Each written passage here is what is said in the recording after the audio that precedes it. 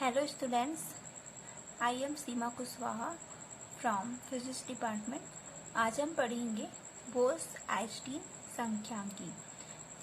तो इसकी अभिकल्पनाएं हैं। फर्स्ट है निकाय की सभी कण जितने भी पार्टिकल जैसे होते हैं लेकिन अविभेद्य होते हैं। सेकंड है निकाय में कुल कणों की संख्या, जो सिस्टम है उसमें पार्टिकल्स की जो संख्या है वो नियत रहती है। थर्ड है निकाय की कुल ऊर्जा नियत रहती है। निकाय में जितने भी ऊर्जा है टोटल ऊर्जा वो नियत रहती है, कांस्टेंट रहती है। फोर्थ है निकाय के कणों की स्पिन शून्य अथवा पूर्णांक है। पांचवा होता है कला कोष्ठिका में दो कणों को आपस में बदलने से, अगर हम दो कण को आपस में बदल देंगे तो कोई नवीन सूक्ष्म अवस्था प्राप्त नहीं होती है। छठवां नंबर है कलाकाश में कला कोष्ठिका का आयतन है वो निश्चित होता है, अर्थात कलाकाश में कला कोष्ठिकाओं की संख्या है वो नियत होती है। किसी कला कोष्ठिका में चाहे जितने कण हो, कला कोष्ठिका है उसमें कितने भी कण हो सकते हैं। तो ये जो 6 पॉइंट है ये बोस-आइंस्टीन सांख्यिकी की अभिकल्पनाएं हैं। कला कोष्ठिकाओं में चाहे जितने भी कण हैं वो हो सकते हैं।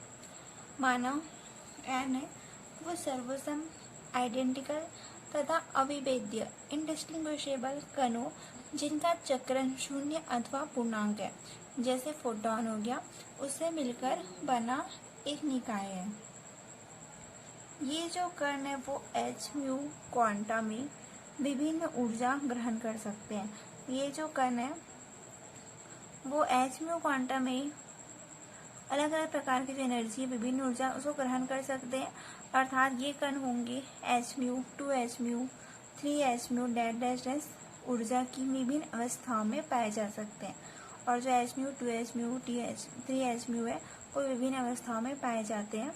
माना N1, N2, N3 dash dash NR कणों की ऊर्जा अवस्थाएं epsilon 1, epsilon 2, epsilon 3 dash dash epsilon R ऊर्जा की संगत है, अर्थात प्रथम ऊर्जा अवस्था में N1 कणों में से प्रत्येक कण की ऊर्जा होगी एप्सिलॉन 1।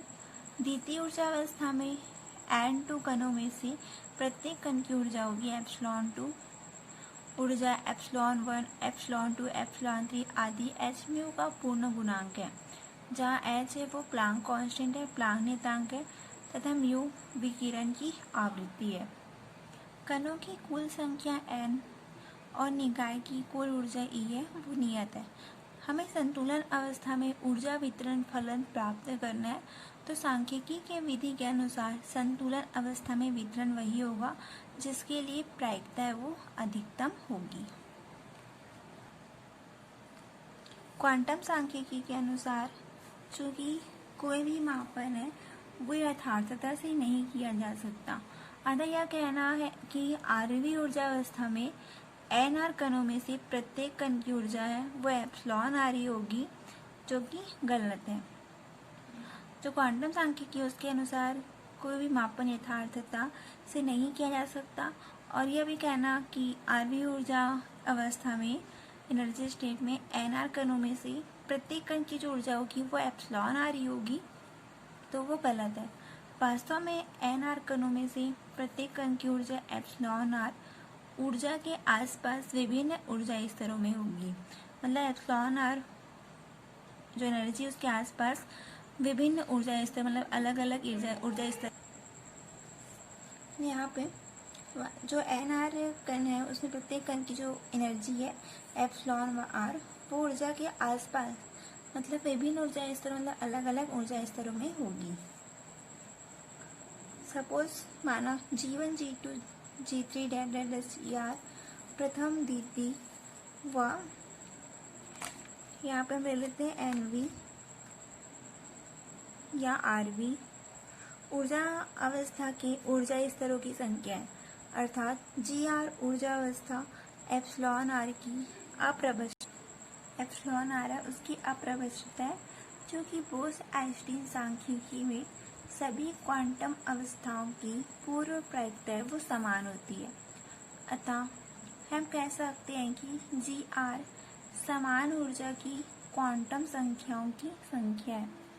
हमें एन आर कणों को जी आर क्वांटम संख्याओं में वितरित करने की विन्यासों की संख्या ज्ञात करनी है, जबकि किसी भी क्वांटम संख्याओं में चाहे जितने कण हो सकते हैं, इसके लिए जी आर क्वांटम अवस्थाओं को जी आर -1 विभाजकों द्वारा बांटा जाता है और इसे हम निम्न उदाहरण द्वारा समझते हैं।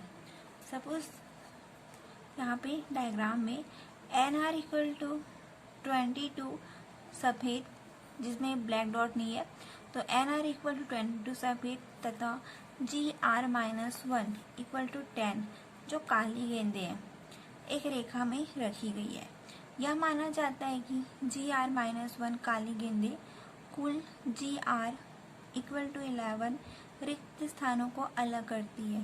तो इस प्रकार होगा कोष्ठिका संख्या, यहाँ पर 3 है, यहाँ पर 1 है, कणों की यहाँ पे 3, यहाँ पे 1, 0 यहाँ पे नहीं है, 1 2 3 4 5 3 यहाँ पे नहीं है, 0 0 1 2 3 4 5 6 यहाँ पे, 9वें में 1 है, 10वें में 2 है और 11 में 1 है, जिसे बोस-आइंस्टीन वितरण कहते हैं। अब हम देखते हैं, समझते हैं इसे। यह अवयव एन आर सफेद गेंदों का जी आर कोष्ठिकाओं के रिक्त स्थानों में वितरण प्रदर्शित करता है।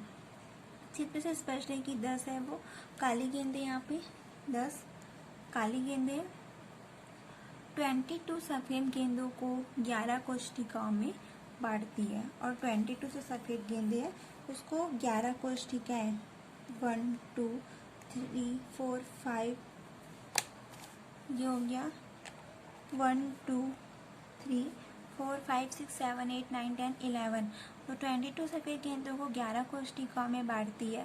पहली कोष्ठिका में है 3, दूसरी कोष्ठिका में है 1, तीसरी में है 0, चौथी में 5, पांचवी में है 3, छठवीं पे है 0, सातवीं में भी 0, आठवीं में 6, 9वीं में 1, 10वीं में 2 और 11 में 1 सफेद गेंद है। 10 काली तथा 22 सफेद गेंदों के परस्पर 10 + 22 क्रमचय है वो संभव है। इनमें से काली गेंदों के फैक्टोरियल 10 क्रमचय तथा सफेद गेंदों के 22 फैक्टोरियल क्रमचय आपस में कोई नया विन्यास नहीं देते हैं, क्योंकि सफेद गेंद आपस में अविभेद्य है तथा काली गेंद आपस में भी अविभेद्य है। अतः 22 सफेद गेंदों को 11 प्रकोष्ठों में वितरित करने के लिए कुल विन्यास होगा फैक्टोरियल 2 + 10 अपॉन फैक्टोरियल 10। उपयुक्त उदाहरण के अनुसार एन आर है वो सर्वसम तथा अविभेद्य कणों को जी आर क्वांटम अवस्थाओं में जी आर -1 विभाजकों द्वारा वितरित किया जा सकता है। इसके लिए विन्यासों की संख्या होगी omega R N R plus जी R -1 factorial N R factorial G R -1। अतः निकाय के एन कणों के वितरण की कुल विन्यासों की संख्या होगी omega equal to N1 plus G1 -1 factorial N1 factorial G1 -1 into factorial bracket में N2 plus G2 -1 factorial N2 G2 -1 factorial into factorial NR plus GR -1 upon factorial NR factorial GR -1। पूर्व प्रायिकता के सिद्धांत से इस वितरण की ऊष्मागतिक प्रायिकता होगी W प्रोपोर्शनल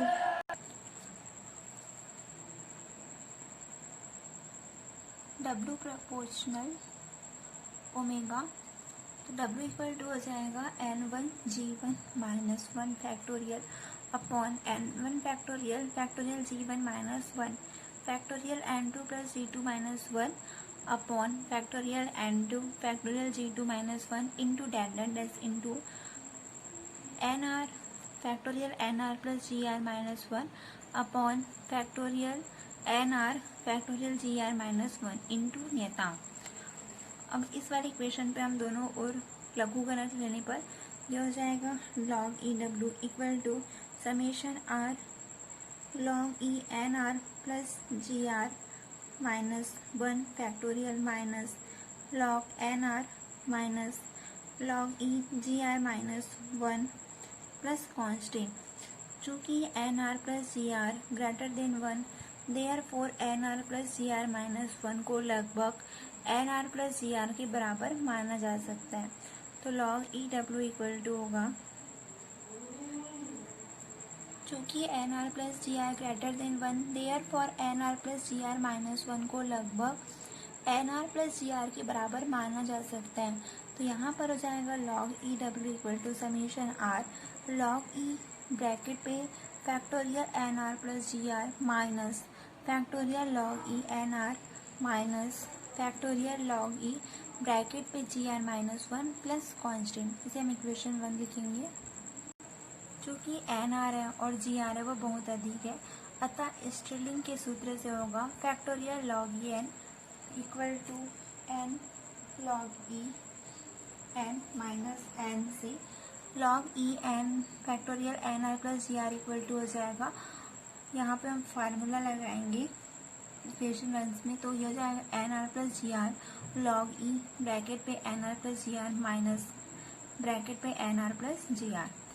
तो log e W equal to होगा समेशन आर, यहाँ पे हम फार्मूला लगाए N are log E N R plus ji R का N are plus ji are log E N R plus ji are minus N R plus ji R, ये वाले फार्मूले को हम लगाएंगे। तो ये हो जाएगा summation are N R plus ji are log E N R plus ji are minus N R plus ji are minus bracket पे N R log E N R minus N R minus G are minus 1 log E G are minus 1 minus G are minus 1 plus constant. Solve करेंगे तो ये हो जाएगा summation R bracket पे N R plus ji are bracket close log E N R plus ji are bracket पे minus N R log E N R minus G are minus 1 bracket पे log E G are minus 1 bracket close minus 1 bracket close plus constant. ये हो जाएगा equation 2। लेकिन सर्वाधिक प्रश्राव्य वितरण के लिए W का मान अधिक होना चाहिए, अर्थात del log e W equal to 0 होगा। तो समीकरण 1 से summation r del n are log E N R plus ji r plus del n are plus ji are upon N R plus ji are minus del n are log E N R minus N r upon N r del n are equal to 0।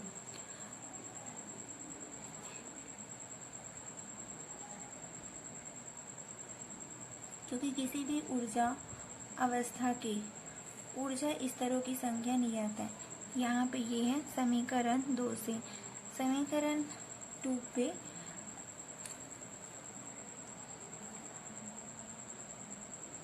Del log e W equal to 0 रखेंगे तो ये आएगा, क्योंकि किसी भी ऊर्जा अवस्था के लिए ऊर्जा स्तरों की संख्या वो नियत है, अतः del g are equal to 0। तो समेशन आर ब्रैकेट पे हो जाएगा log E N R plus ji are bracket close minus log E N r del n are equal to 0। Summation r log E N r upon N R plus ji r del n are equal to 0। ये हो जाएगा equation 3। लेकिन उपयुक्त शर्त के साथ साथ निम्नलिखित 2 प्रतिबंध भी लागू होने चाहिए। तो 2 प्रतिबंध है। फर्स्ट है कणों की कुल संख्या n है वो कांस्टेंट है, अर्थात n इक्वल टू होगा n1 plus n2 plus n3 plus data s n are equal to constant. तो n इक्वल टू होगा summation are N R equal to constant del n are equal to 0, that is summation r del n are equal to 0। ये हो जाएगा समीकरण 4।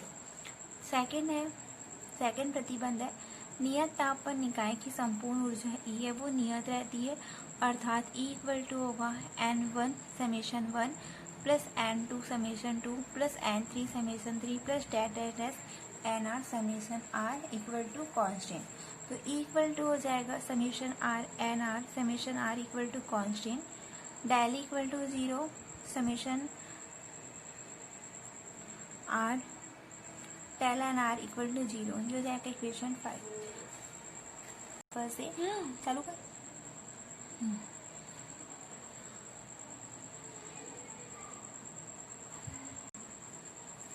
उपयुक्त समीकरण है जो 3, 4, 5 है एक दूसरे से स्वतंत्र है लेकिन उन्हें एक साथ लागू होना चाहिए। इसके लिए लैग्रेंज की अनिर्धारित गुणक विधि से समीकरण 4 को अल्फा से और समीकरण 5 को बीटा से गुणा करके समीकरण 3 में जोड़ने पर समेशन आर ब्रैकेट पे हो जाएगा log E N r upon N R plus ji are bracket close plus alpha plus beta sigma del n are equal to 0। ये हो जाएगा इक्वेशन 6। चूंकि किसी भी ऊर्जा स्तर में कणों की संख्या में परिवर्तन एक दूसरे पर निर्भर नहीं करता है और उपयुक्त समीकरण 6 के लागू होने के लिए योग का प्रत्येक पद अलग अलग शून्य होना चाहिए। तो यहाँ पे हो जाएगा log ई ब्रैकेट पे N r upon N R plus ji are bracket close plus alpha plus beta summation r equal to 0। तो यहाँ पे हो जाएगा log e upon N r upon N R plus ji are bracket close alpha plus beta sigma r को इधर ले आए तो ये माइनस हो जाएगा minus alpha plus beta sigma r. log e इधर आ गया तो ये हो जाएगा N r upon N R plus ji are log e को इधर ले आए तो ई की पावर है minus alpha plus beta sigma r. N R plus ji are upon N r लिख सकते हैं हम तो ये प्लस हो जाएगा ई की power alpha plus beta sigma R summation R. तो इसे हम लिख सकते हैं N are plus N R cancel हो जाएगा plus ji are upon N R बचेगा equal to E alpha plus beta sigma R. अब यहाँ पे हम इसे ऐसा लिख सकते हैं एन आर प्लस तो ये और ये कैंसिल हो जाएगा 1 plus ji are upon N R equal to E alpha plus beta sigma are.